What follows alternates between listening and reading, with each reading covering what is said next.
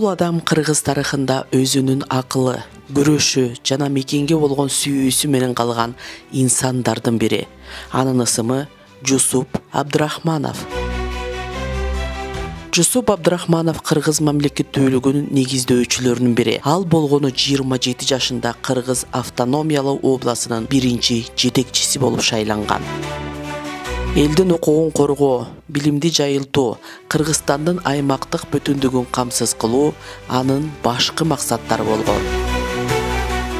Ал Москваны көндүрүп, бүгүнкү Кыргызстандын чек арасын аныктап берген. Эгер анын аракеттери болбогондо, көпчүлүк аймактар башка өлкөлөрдүн курамында калышы мүмкүн эле.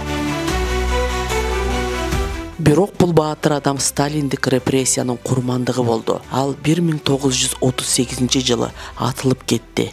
А бирок анын эл үчүн кылган кызматы түбөлүк калат. Жусуп Абдрахманов бул тарых гана эмес, бул үлгү.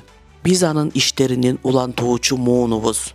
Тарыхты бил, өткөндү урматта, келечекти кур.